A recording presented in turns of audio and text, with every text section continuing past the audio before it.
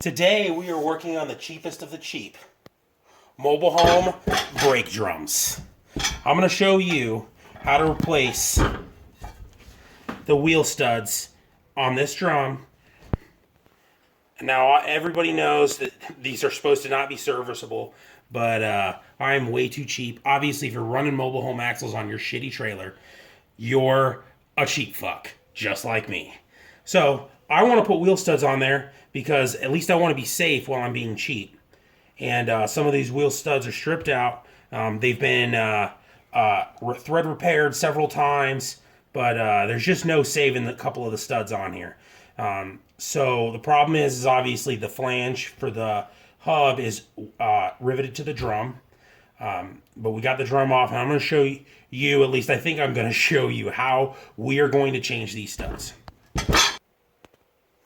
So we have the drum off, and on the inside this is where the magnet rides. This is welded in. Most of the welds were already broken from the back side. So I already broke it out before we decided we're going to record this. And you can see here, there was only one weld holding it in. So it was pretty easy to pry out of there. We're obviously going to have to weld that back in. And you can see now, if not all of these welds were good that held it on the back side, you could see, if you look closely at the drum, where they spot welded it in. So they just drilled holes in the drum, or maybe the drums came with holes and they just filled them in, which would make sense. So you would just have to drill these out. I don't imagine that would be too difficult. I'm going to drill the welds anyways, because obviously I need to re-weld that plate down. But then the next step, we don't want to cut the rivets from the inside because we want to use the rivets on the outside to locate the flange assembly. So we're going to just grind these off here and pull it off, and hopefully can just push these studs right back out. You know what?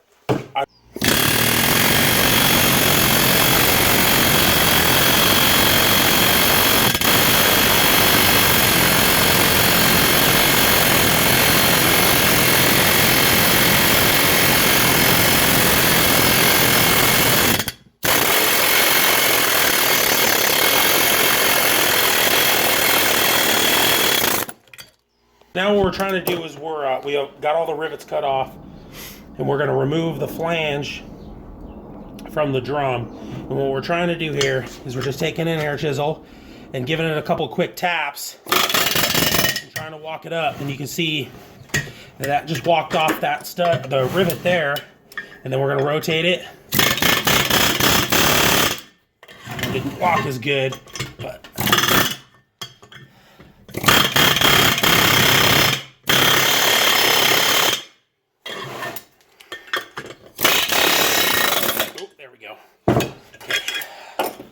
so that side's up really good now. We're going to try to get this side again.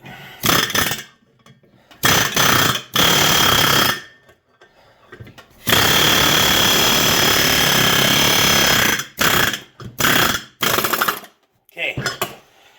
Almost there. There it is.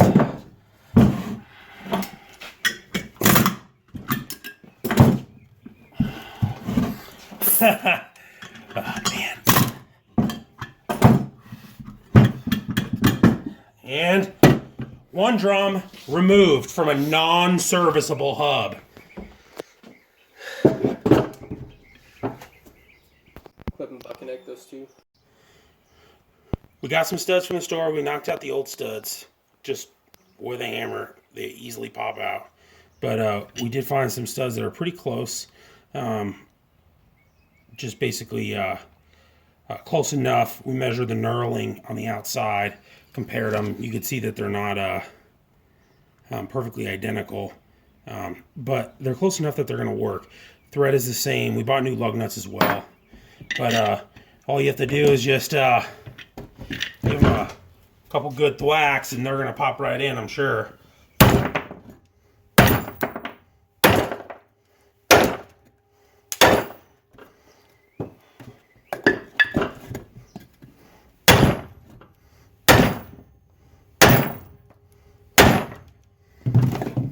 Now it's not all the way in, so I'm going to switch to a smaller hammer to get a little bit more targeted blow on this. And now, if he gets in close, or actually maybe you can't even see it, it's pretty much seated all the way now.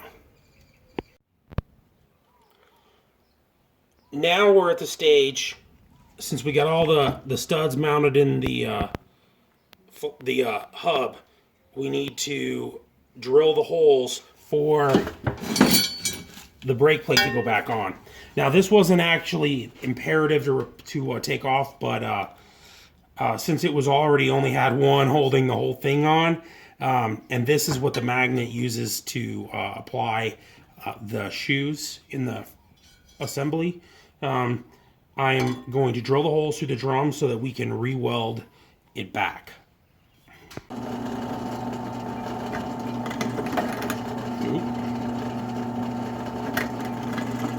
Yeah, close enough.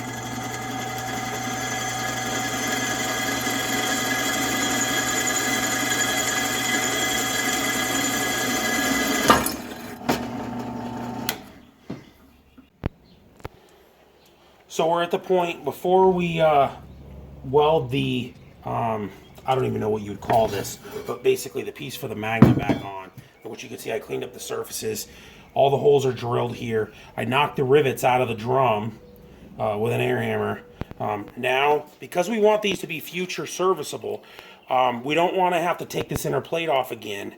What we're going to do is we're going to use bolts instead of, my original plan was to weld it, just weld it where the rivets are, but I still want it to be serviceable so we can change these studs again if we want without having to do so much work.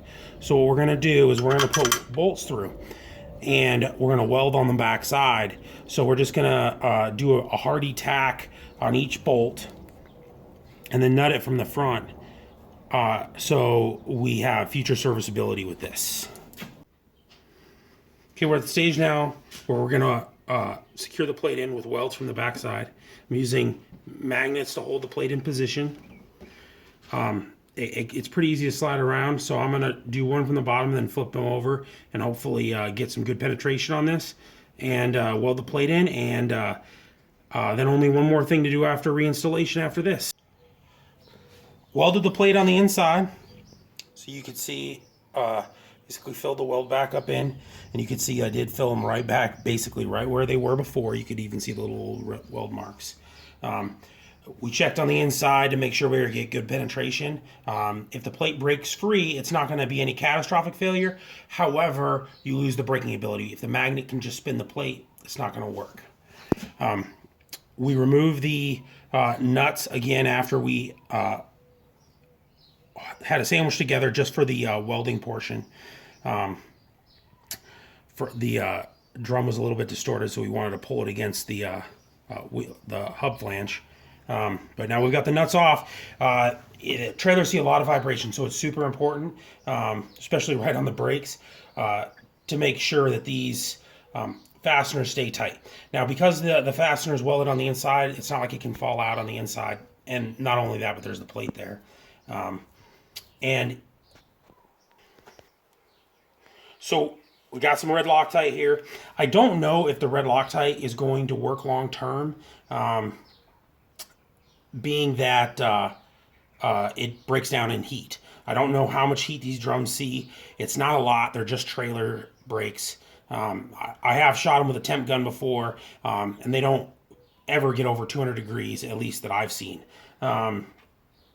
But like I said, we're going to put the red Loctite on them, tighten them down. We are going to torque these fasteners to specification. I'm not sure what it is for 3/8 grade 5 coarse thread, but I'm going to look it up. We're going to torque them down, and we're going to reinstall this, and we will have brand new wheel studs on our non-serviceable mobile home axle.